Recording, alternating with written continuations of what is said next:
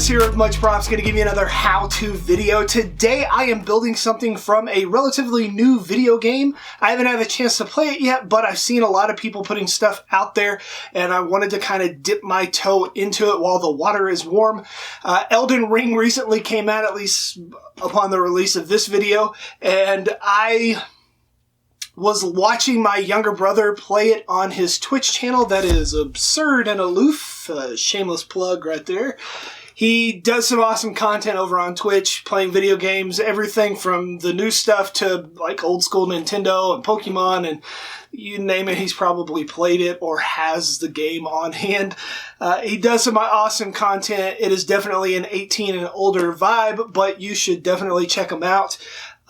I've been teaching my students in class. Yes, I am a teacher by day if you do not know that already.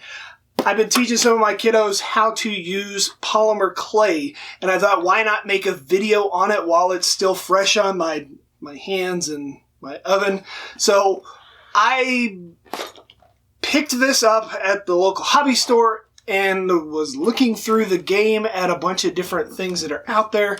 And the Talismans are just about the right size where I can take a quick little dive, try some Sculpting material, some polymer clay, and then make something hopefully pretty awesome that I can cast and make copies of for funsies. The item that I am going to attempt to make is the Blessed Dew Talisman, which is supposed to give you extra HP, and who couldn't use a little extra HP? So today we're going to build a Blessed Dew Talisman from Elden Ring. Let's get to building. I vaguely remember sculpting with this material when I was in high school in art, so it's been a while. Sculpey has to be kneaded a little bit to make it pliable, but overall it's a pretty simple material to use. I look at a reference image and start with a basic shape. It's like a teardrop, and if you wanted an exact proportion, you could print this thing out to scale and then roll out a sheet of the polymer clay and then cut it, but I'm just gonna kind of wing it. I bought a bunch of sculpting tools on Amazon that I use from time to time. They were pretty cheap and they came in a large kit.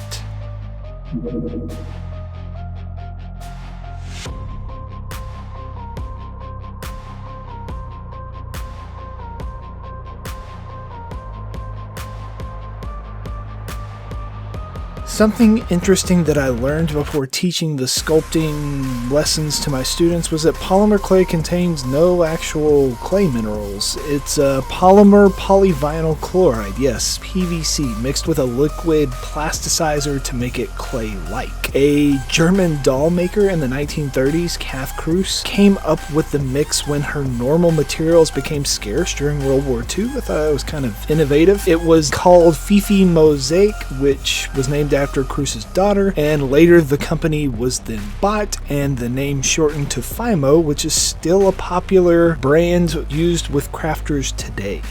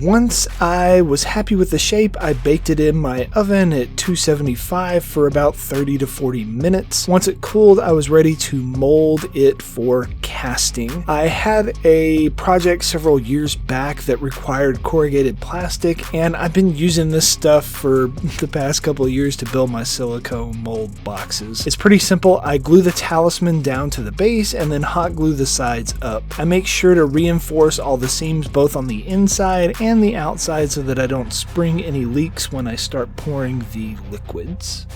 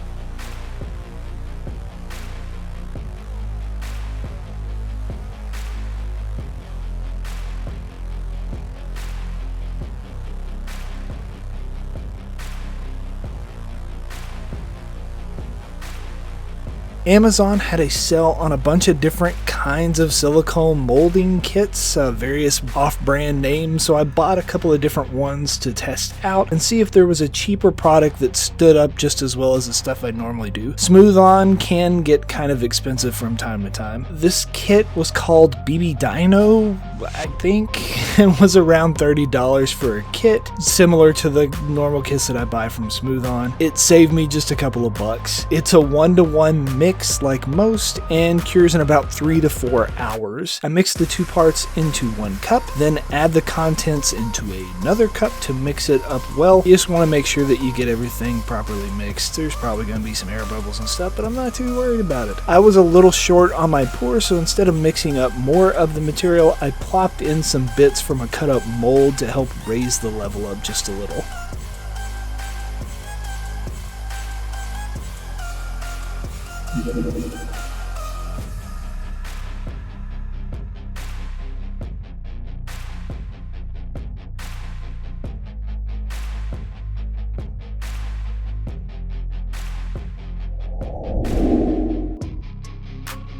Now 'tis time to demold the Sculpt. This over-reinforced box does get a little difficult to pull apart, but once one side falls, they all shall fall. The original is pulled from the silicone. I trim up any little bits of flashing that I can see, and then I get it ready to mix up with some resin.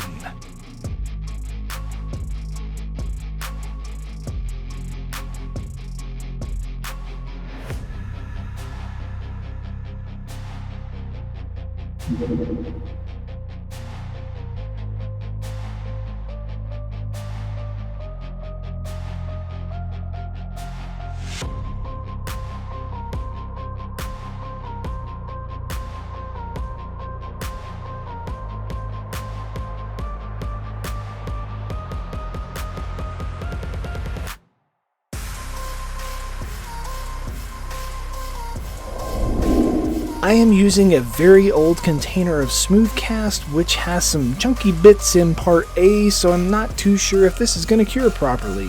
I slap on some gloves and have a respirator on my head with a face shield just in case there are any splashes and to protect my lungs. Smooth Cast 300 has a work time that's pretty quick, around 2 or 3 minutes, and then it cures in about 10, so once you start mixing you gotta work real quick. The mixture does produce some heat, so I guess this is going to test the durability of the silicone. Fingers crossed the mold doesn't burn up. I did already spray some mold release before filming this, and it is ready to go.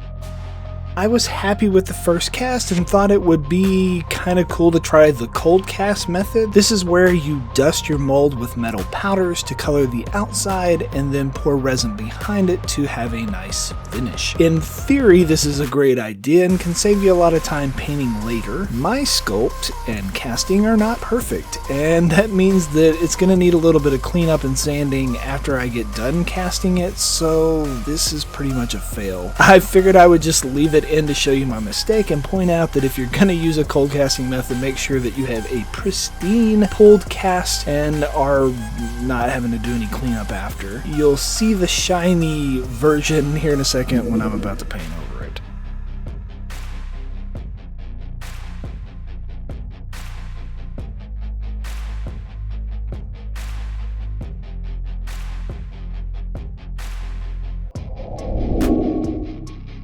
I ended up with 4 copies, and after cleaning off the mold release, I am ready for 2 coats of black spray paint.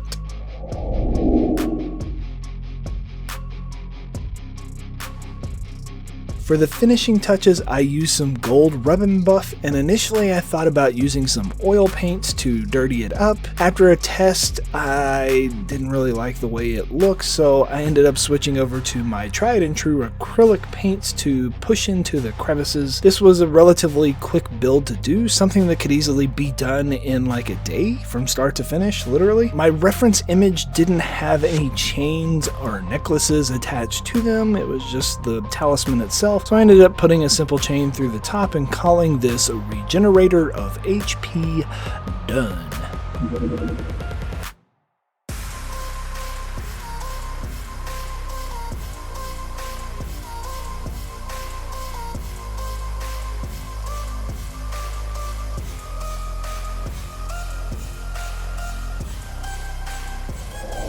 And we are finished.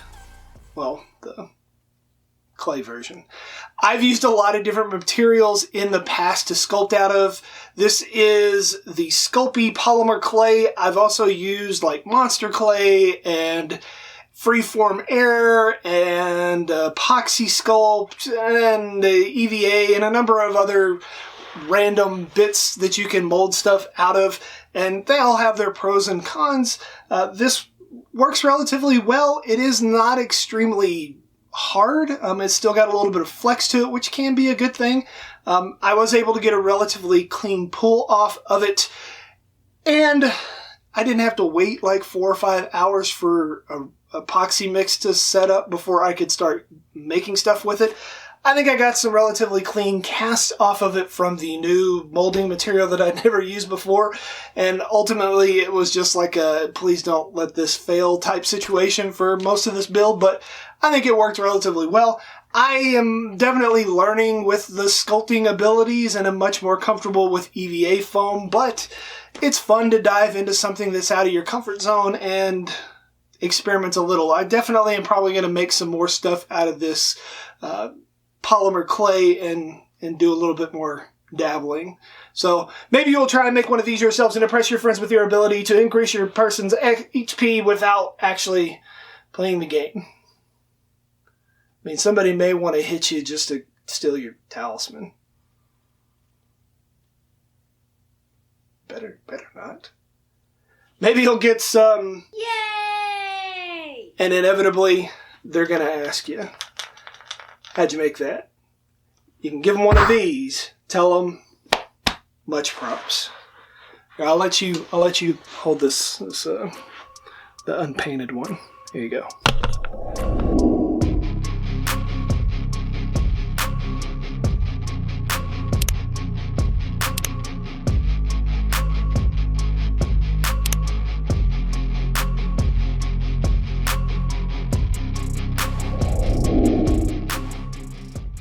If you enjoy what I do here on YouTube and want to see more epic builds like this one, please consider joining these awesome people listed here with me over on Patreon to build a bigger, better, more creative community together.